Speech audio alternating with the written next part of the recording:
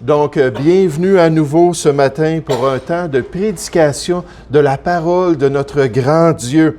Le message inchangeable de celui qui est le même hier, aujourd'hui, et la Bible nous dit éternellement, et qui nous désire nous guider dans ses voies vers son royaume éternel. Comme on a appris, oui, la lumière va s'établir et la connaissance de Dieu va remplir toutes les nations et toute la terre. Puis notre réponse en tant que chrétien, c'est Maranatha.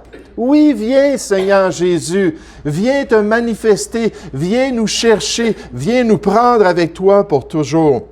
Dimanche passé, on a considéré 3 attitudes qui sont nécessaires pour prier efficacement. 3 attitudes nécessaires dans le cœur du chrétien pour être entendu de son Dieu. Est-ce que quelqu'un ce matin qui pourrait me nommer une de ces attitudes? Rappelez-vous, c'était les paraboles dans Luc chapitre 18. Oui, Madame Lapierre, l'humilité. Ce pharisien-là dans le temple qui priait devant son Dieu, faisait son pédigree de spiritualité.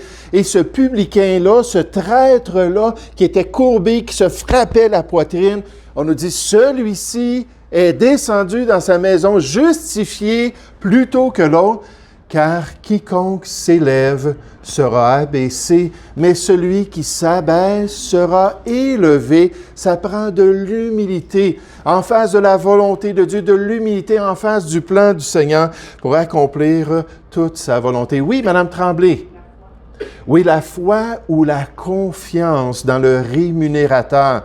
Hébreux 11.6, ça prend de la foi pour lui être agréable, pour comprendre qu'il est celui qui tient le sac d'argent, celui qui donne les exaucements, celui qui veut pourvoir à nos besoins, celui qui veut se manifester d'une manière concrète. Et Anne? La disposition d'un enfant. La simplicité d'un enfant. Jésus a dit, laissez venir à moi les petits-enfants. Ne les empêchez pas, car le royaume des cieux est pour ceux qui leur ressemblent. La simplicité et un cœur qui est prêt de s'approcher d'un Père céleste qui l'aime et pouvoir recevoir de Dieu cette grâce-là. Mais ce matin, j'aimerais qu'on puisse réfléchir sur comment on peut prier bibliquement. Comment est-ce qu'on peut prier bibliquement? Ça, c'est tellement important pour l'enfant de Dieu, parce que les Écritures nous disent dans 1 Jean, chapitre 5, au verset 14 et 15, que si nous demandons quelque chose selon sa volonté. Maintenant, la volonté de Dieu, elle est révélée à quel endroit? Dans la Bible, dans la parole de Dieu. Donc, si on étudie les Écritures, si on sonde, puis on examine ce qui est agréable au Seigneur, puis là, on comprend son plan, puis on s'approche de lui avec une attitude de soumission, disant, Seigneur, que ta volonté soit faite. La Bible nous dit, si nous demandons quelque chose dans nos prières, selon sa volonté, il nous écoute. Et si nous savons qu'il nous écoute, nous savons. Rappelez-vous que Jean, c'est une épître de certitude. 1 Jean 5 au verset 13 nous dit que nous savons que nous sommes des enfants de Dieu, nous sommes sauvés, nous qui croyons au nom du Fils de Dieu. Il a dit, je vous ai écrit ces choses-là afin que vous le sachiez. C'est une épître qui nous donne des certitudes. Puis là, pour la prière, on nous dit, on peut savoir qu'on possède quelque chose, quoi que ce soit que nous demandions, si on l'a demandé cherchant sa volonté, et nécessairement si on l'a demandé bibliquement. Dans 1 Jean 3, on nous dit, quoi que ce soit que nous demandions, nous le recevons de lui, parce que nous gardons ses commandements et que nous faisons ce qui lui est agréable, parce que nous sommes de vrais disciples de Christ, parce que nous avons une vraie disposition d'un enfant de Dieu. Puis là, on cherche à connaître sa volonté, puis on étudie la parole de Dieu, puis on se soumet à son plan, puis on s'approche de lui, puis on dit, Seigneur, exauce. Seigneur, permets-moi d'accomplir ta volonté. Permets-moi de te suivre. On nous dit, celui qui garde ses commandements avec cette piété, cette disposition de cœur, demeure en Dieu et Dieu en lui. Là, on peut avoir de l'intimité. Là, on peut marcher avec lui. Amos 3.3, on ne peut pas marcher ensemble sans s'être mis d'accord. Avec Dieu, on peut se mettre d'accord. avec le Seigneur, on peut comprendre ses voies, comprendre sa volonté, se soumettre à sa parole. Et Dieu dit, je vais te bénir, je vais te soutenir, je vais te permettre d'aller de l'avant pour ma gloire. Alors, le défi pour l'enfant de Dieu est d'étudier la volonté de Dieu, d'étudier les Écritures. Ça va lui permettre d'orienter ses prières selon la Bible, de prier bibliquement, comme Jérémie le prophète, comme Néhémie, comme Esdras, lorsqu'on regarde leurs prières, le scribe versé dans la loi de Dieu qui priait « Seigneur, tu nous as révélé, Seigneur, tu nous as dit, Seigneur, tu désires cela. » Puis il priait selon la volonté de Dieu, comme Daniel ou d'autres prophètes. On peut sonder les Écritures et appliquer ça dans notre temps de prière et avoir une certitude que Dieu nous entend ou une autre possibilité. On peut étudier et imiter les prières du Nouveau Testament. Les prières des serviteurs de Dieu qui sont inspirés de Dieu et qui nous guident dans les voies de Dieu. Cherchez avec moi ce matin l'Épître de Paul aux Éphésiens au chapitre 3. L'Épître de Paul aux Éphésiens au chapitre 3. Alors qu'il parle aux Éphésiens d'après le contexte de l'assemblée locale, alors qu'il aborde les questions qu'il vivait et alors qu'il révèle les prières qu'il présentait au trône de la grâce pour ces chrétiens-là, basées sur la direction et l'inspiration de Dieu. Puis là, on peut regarder ce passage à partir du verset 14, Éphésiens chapitre 3, verset 14, puis voir exactement une prière qui est digne du trône de la grâce, une prière qui est en accord avec le plan de Dieu. Verset 14. Il dit, à cause de cela, je fléchis les genoux devant le Père, à la lumière de ce que vous vivez, et comme ça prend des ouvriers dans la prière.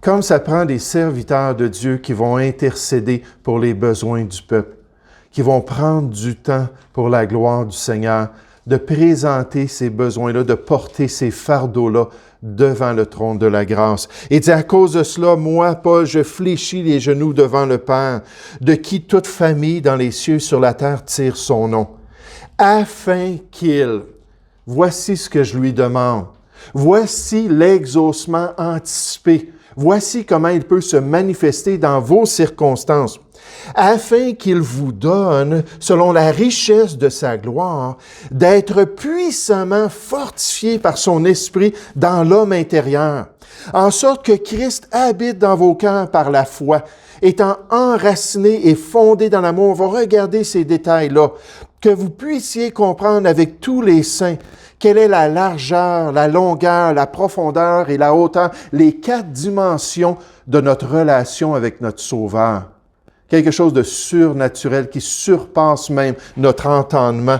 Et il dit connaître l'amour de Christ, qui surpasse toute connaissance, qui transcende toute notre expérience, en sorte que vous soyez remplis jusqu'à toute la plénitude de Dieu. Et j'ai hâte au royaume de Dieu. J'ai hâte d'être auprès du Seigneur. J'ai hâte d'être dans la gloire parce que la Bible nous parle de la plénitude de l'expérience de la vie éternelle. Mais savez-vous ce que Paul est en train de dire? Potentiellement, on peut expérimenter cette plénitude-là ici-bas, jusqu'à toute la plénitude de Dieu. Être complètement rempli de sa personne, être complètement rempli de son amour, être complètement fortifié pour pouvoir s'élever au-dessus de toutes circonstances et dire « Or à celui qui peut faire, par la puissance qui agit en nous, infiniment au-delà de tout ce que nous demandons ou pensons, il n'y a pas de limite avec notre Dieu.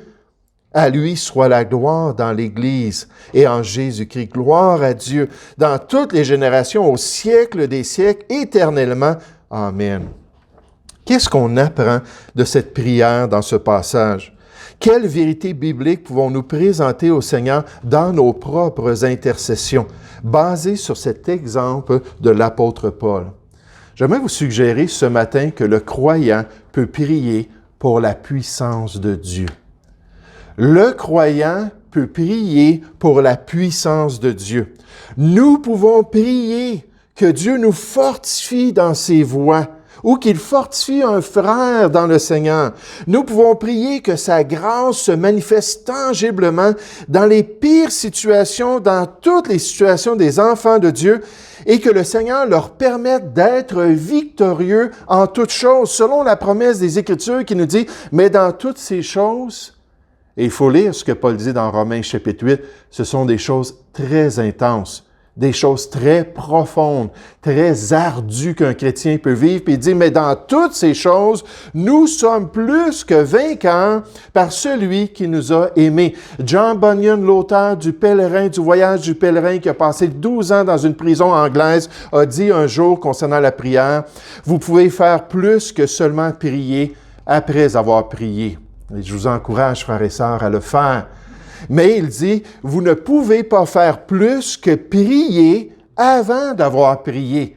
La prière, c'est le plus grand outil dans notre armure chrétienne. La prière, c'est le plus grand approche pour avoir la délivrance et pour avoir la victoire. Priez souvent, car la prière est un bouclier pour l'âme, un sacrifice envers Dieu et un fléau pour Satan. Et en tant que chrétien, on veut le faire bibliquement. On veut le faire correctement. Regardez dans notre texte au verset 14. Comment est-ce qu'on peut s'approcher de Dieu et dire, Seigneur, fortifie-moi. Seigneur, donne-moi une grâce. Seigneur, permets-moi de t'honorer. Paul a dit que ce soit dans la vie ou dans la mort. Il dit, je n'aurai honte de rien. Permets-moi d'être toujours à la hauteur de ton attente, d'être toujours victorieux. Et quand on tombe nécessairement, cette fois, le juste tombe et se relève. On dit, Seigneur, OK, là, j'ai été faible parce que j'ai pas dépendu de toi convenablement. Mais regardez comment est-ce qu'on peut être fortifié au verset 14. Il dit ça à ces chrétiens-là qui vivaient des temps difficiles. Il dit, à cause de cela, je fléchis les genoux devant le Père, de qui toute famille dans les cieux et sur la terre tire son nom, afin qu'il vous donne, selon la richesse de sa grâce, remarquez bien, d'être Dieu, voici ce qu'on te demande, voici ce que tu peux accomplir, voici comment on veut te glorifier, d'être puissamment fortifié par son esprit dans l'homme intérieur, dans mon cœur, puissamment fortifié pour devenir inébranlable, pour être capable de soutenir la pression, pour être capable de continuer malgré l'adversité, pour être capable de vivre les douleurs du cœur et les expériences personnelles. Dieu nous dit, on peut se tourner vers le Seigneur et dire, Seigneur, fortifie-moi, permets-moi d'avoir la victoire, permets-moi de m'élever au-dessus de l'adversité, puis au-dessus de mes circonstances, permets-moi d'être victorieux, même quand tout mon monde puis tous les fondements semblent être ébranlés. Et Dieu peut l'accomplir dans notre vie. Cette semaine, alors que je terminais la toiture, je ne savais pas comment poser le bardeau d'asphalte sur le pignon. Je savais qu'il y avait une technique, donc je suis allé sur YouTube. Et sur YouTube, il y a un homme qui enseignait comment le faire. Et là, il a mentionné que quand on pose du bardeau comme cela, il y a la possibilité de mettre un clou ici et un clou l'autre bord. Ça, on appelle ça la pose minimum. C'est vraiment là, le strict minimum, il faut au moins 2 clous. Mais il dit, savez-vous quoi? On peut en mettre plus que 2 clous. Et si vous me connaissiez dans la construction, j'exagère toujours.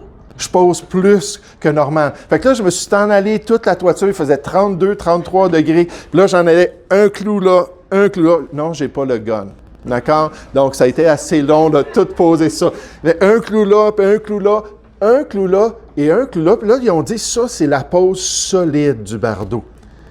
Puis savez-vous, pour que ça soit solide envers les vents, puis les intempéries, les changements de température en hiver, tout ça, je me suis dit, je veux vraiment faire tout ce que je peux pour donner un petit coup de main à ma construction.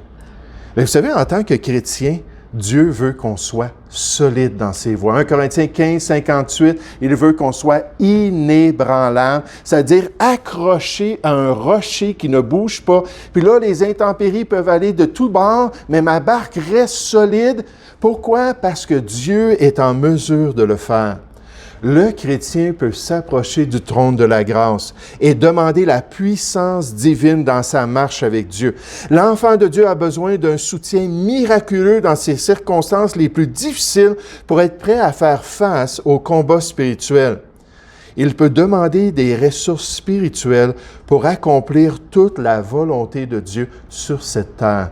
Vous vous rappelez de cette histoire que j'ai utilisée à quelques reprises, un pasteur anglais qui n'avait pas la licence et qui avait appris par des espions dans le gouvernement, on parle du 18e siècle, que finalement on allait venir l'arrêter et faire de lui un exemple. Puis il a dit à son assemblée, écoutez, je vous avertis, en ce moment, c'est brûlé sur le bûcher, c'est comme ça qu'on essaie d'encourager les gens à suivre le gouvernement, puis il dit, c'est cette menace-là, il dit probablement qu'on va m'arrêter, puis on va me brûler au bûcher.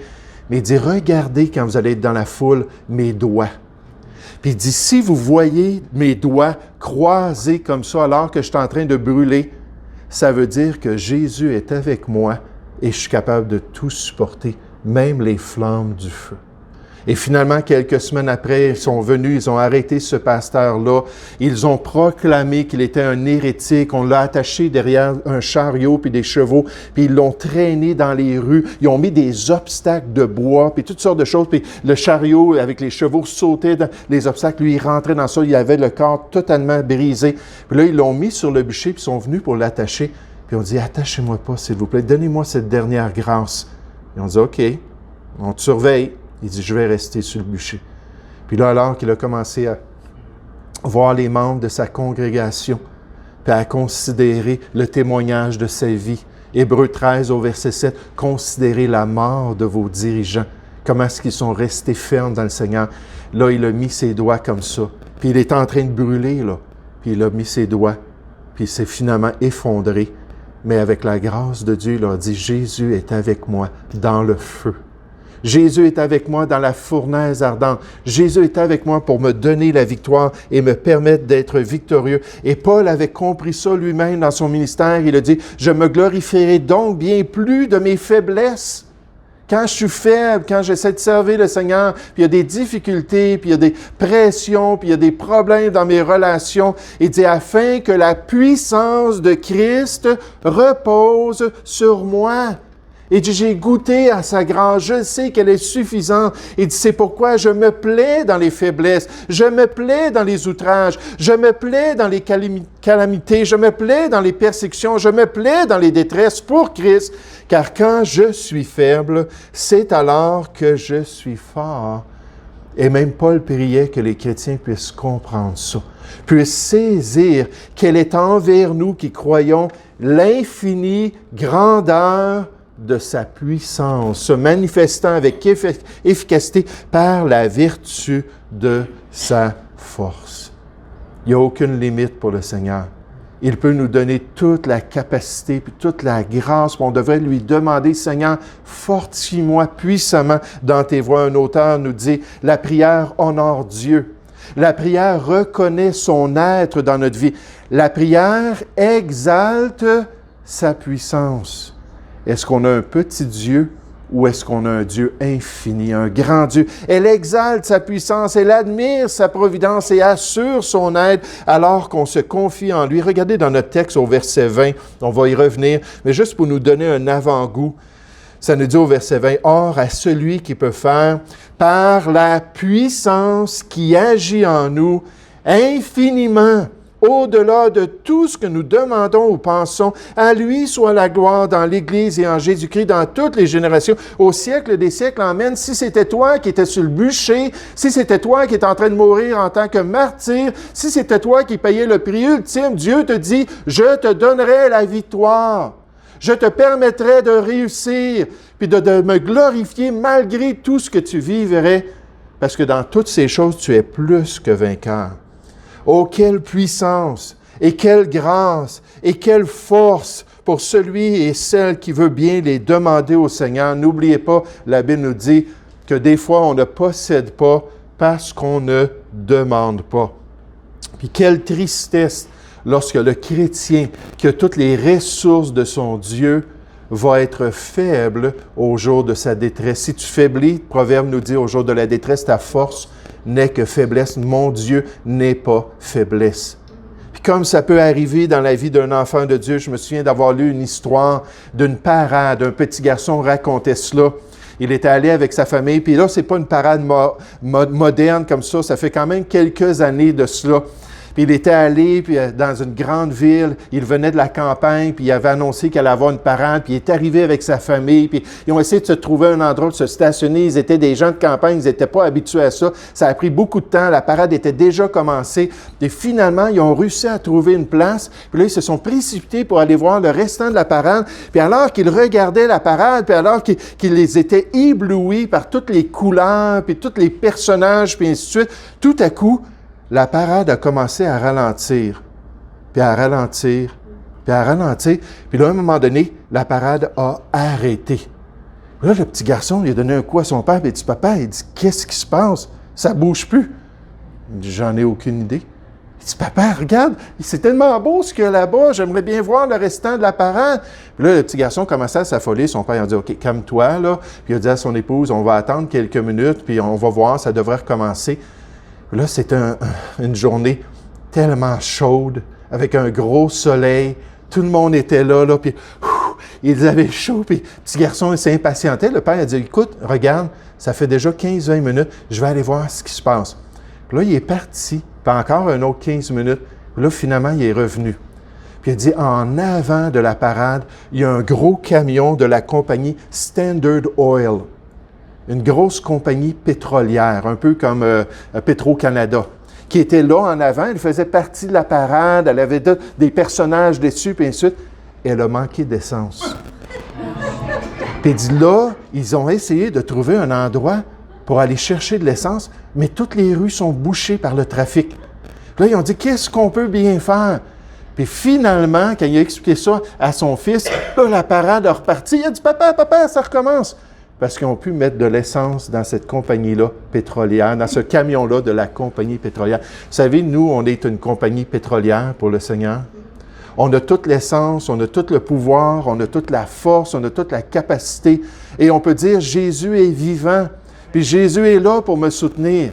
Puis en tant que chrétien, on doit dépendre de lui, on doit demander à Dieu sa puissance pour accomplir sa volonté. Deuxièmement, dans notre passage, on voit qu'aussi, que le croyant peut prier pour grandir spirituellement. Vous savez, on ne devrait jamais arrêter de prier pour notre croissance. La Bible nous dit dans Éphésiens chapitre 4 que c'est la stature parfaite de Christ, c'est l'image même de Jésus-Christ que Dieu veut développer en nous. On devrait toujours être en train de demander, « Seigneur, change-moi à l'image de Jésus-Christ, transforme-moi pour la gloire de Dieu. » Mais plus précisément, ici, on nous dit qu'on devrait prier pour pouvoir mieux connaître notre Sauveur, pour avoir une plus grande intimité avec Christ, pour mieux l'apprécier, pour mieux le servir, pour mieux saisir la grandeur du privilège de pouvoir vivre pour lui et accomplir sa volonté. Seigneur, aide-moi à connaître Jésus. Seigneur, aide-moi à comprendre qui il est. Aide-moi à saisir pourquoi il a reçu ce nom au-dessus de tout nom. Aide-moi à saisir sa gloire, pour être vraiment ébloui en face de sa personne, pour pouvoir me maintenir dans cette relation-là avec Dieu. Dans 2 Pierre 3, verset 18, on nous dit en tant que chrétien, « Mais croissez. Croissez dans la grâce et croissez dans la connaissance de notre Seigneur et Sauveur Jésus-Christ. À lui soit la gloire et que ce soit le cas dans notre cœur maintenant et pour l'éternité. Amen. » Mais se tourner vers Dieu pour pouvoir grandir dans notre relation avec notre Sauveur. Regardez au verset 17. Alors qu'on prie que Dieu nous fortifie dans nos circonstances, alors qu'on demande au Seigneur qu'il peut nous permettre de tenir debout en face de l'adversité, on nous dit une des raisons, c'est en sorte que Christ habite dans vos cœurs par la foi, étant enraciné et fondé dans l'amour, afin que vous puissiez comprendre ou expérimenter avec tous les saints quelle est la largeur, la longueur, la profondeur, la hauteur, cette stature extraordinaire de notre Sauveur, et connaître l'amour de Christ qui surpasse toute connaissance, en sorte que vous soyez remplis jusqu'à toute la plénitude de Dieu. La Bible nous dit que l'objectif de Dieu pour le chrétien, c'est qu'on ait les yeux sur Jésus. Qu'on reste toujours attaché, malgré les intempéries, malgré la fournaise ardente, malgré le bon temps que Dieu nous donne. Parce que toutes sortes de bénédictions en Jésus-Christ, toutes sortes de joies de vivre pour lui. Mais dans toutes ces circonstances-là, qu'on ait toujours les regards sur lui, en face de nos inquiétudes, la Bible nous dit, et la paix de Dieu lorsqu'on les remet entre les mains de Dieu. Lorsqu'on se décharge sur lui de tous nos soucis, la paix de Dieu qui surpasse toute intelligence va venir garder nos cœurs et nos pensées en Jésus-Christ. Dieu va amener des sentinelles pour protéger notre cœur, pour qu'on puisse s'attacher au Seigneur et qu'on puisse être en relation avec lui. Regardez encore les versets 17 à 19. Pensez à cela à nouveau. C'est-à-dire en sorte que Christ habite dans vos cœurs. Que ce soit lui qui soit là, présent, que ce soit lui qui soit là, dominant dans notre cœur. Pas nos soucis, pas nos inquiétudes, pas le COVID-19, que ce soit Christ qui habite dans nos cœurs par la foi. Étant enraciné et fondé dans l'amour, dans cette disposition envers lui, dans cette réalité-là que je lui dois tout.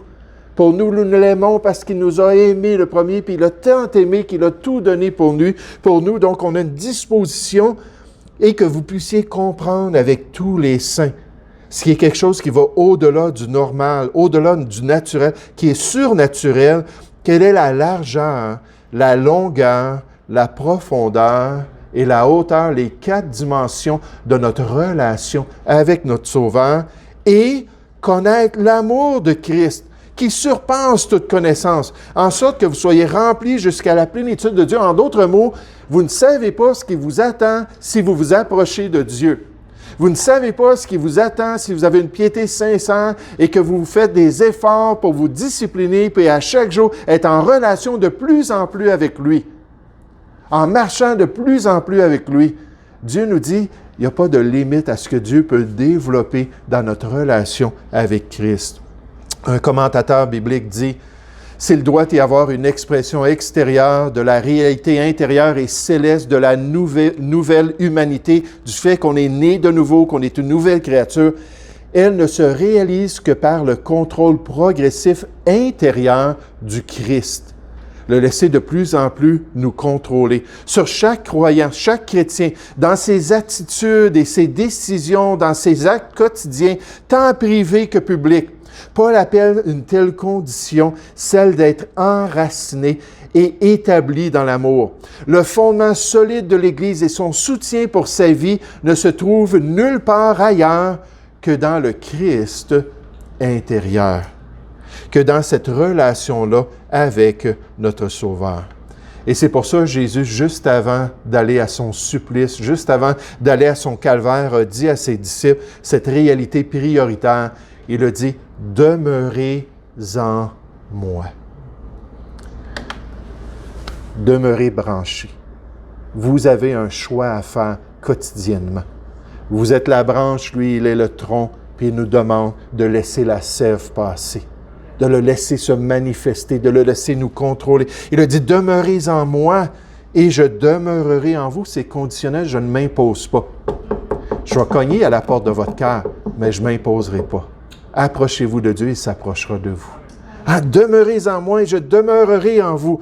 Comme le sarment, cette branche-là ne peut de lui-même porter du fruit s'il ne demeure attaché au cep.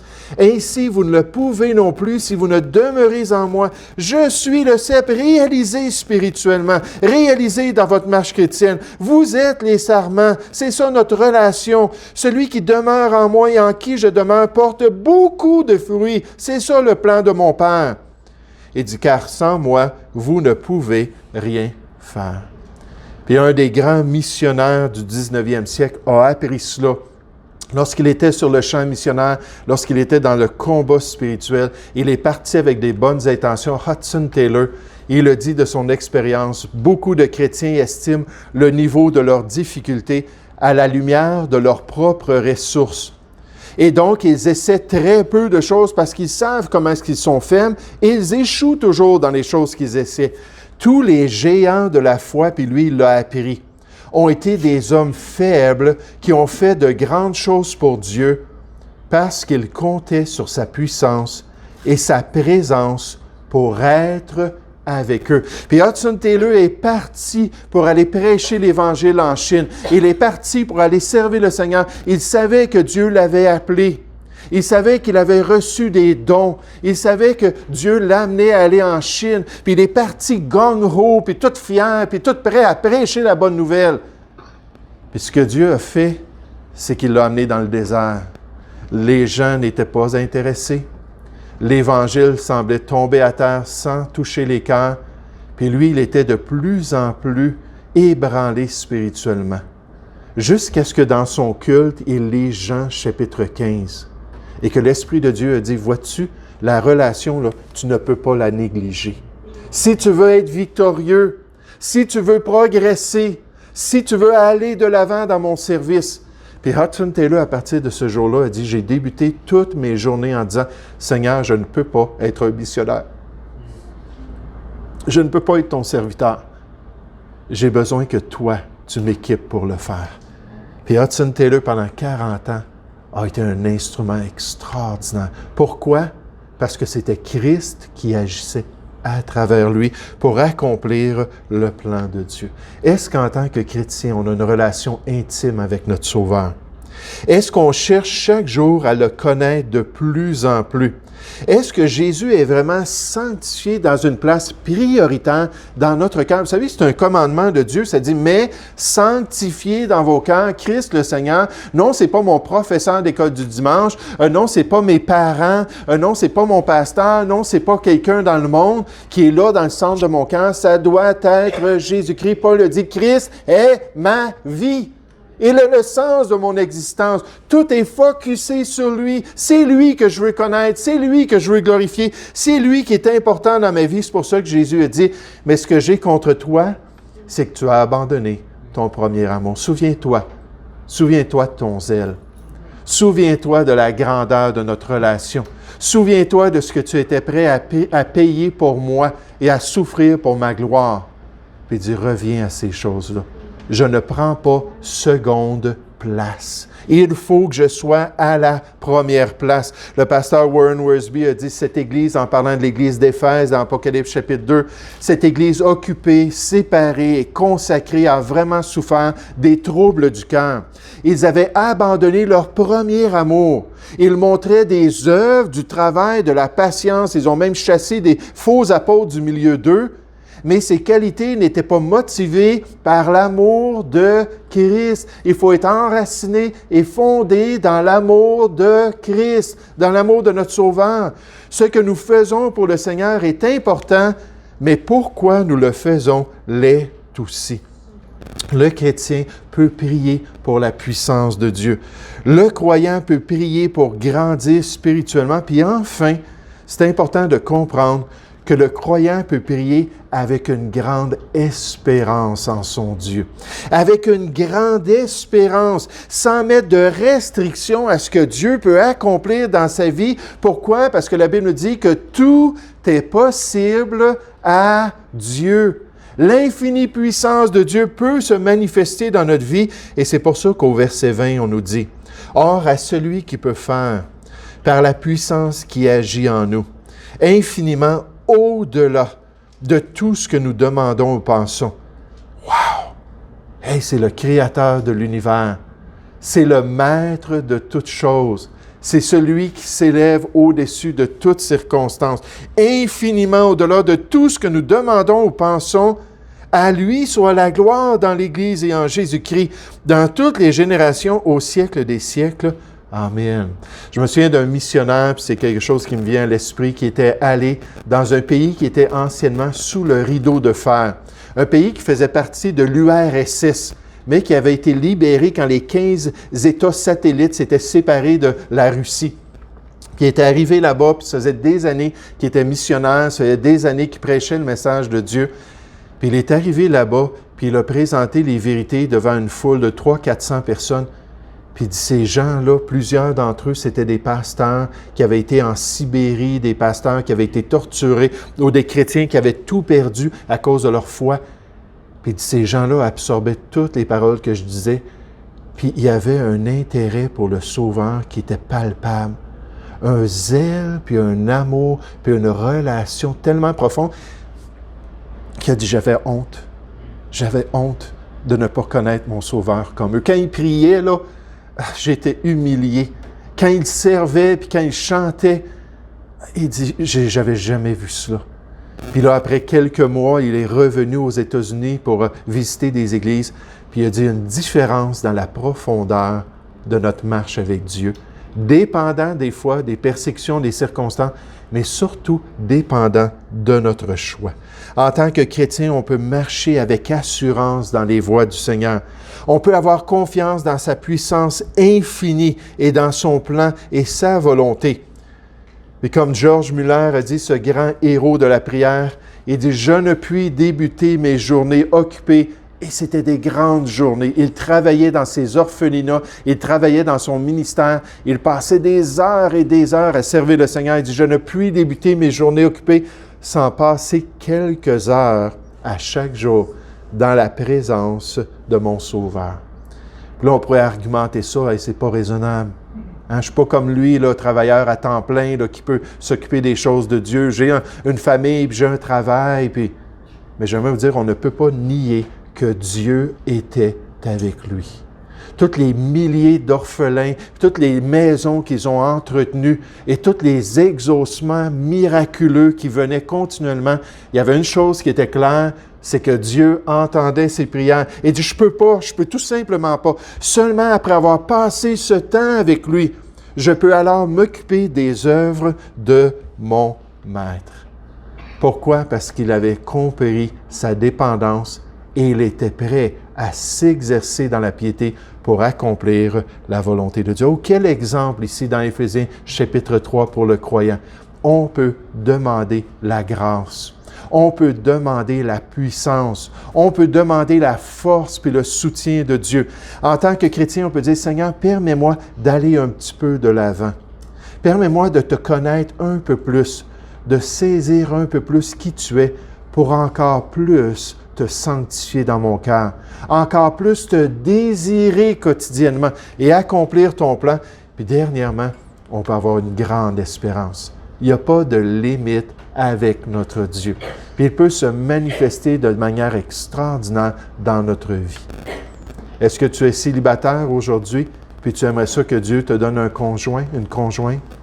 Est-ce que peut-être tu es un parent aujourd'hui et tu aimerais ça que tes enfants marchent dans les voies du Seigneur?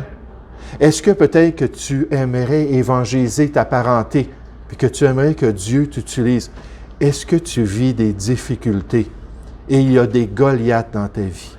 Peu importe ce que tu expérimentes, Dieu est au-dessus de tout et il peut faire de grandes choses dans ta vie. Nous allons prier ensemble. Ô Père Céleste, Père, on se réjouit ce matin de cette possibilité de nous approcher du trône de la grâce. Seigneur, tu nous dis pour pouvoir obtenir grâce et cette miséricorde pour être secourus dans nos besoins. Aide-nous à avoir le réflexe quotidiennement. Aide-nous à avoir la discipline. Aide-nous à nous entraîner, Père, pour être près de toi et de demeurer dans notre Sauveur. Seigneur, aide-nous à porter beaucoup de fruits.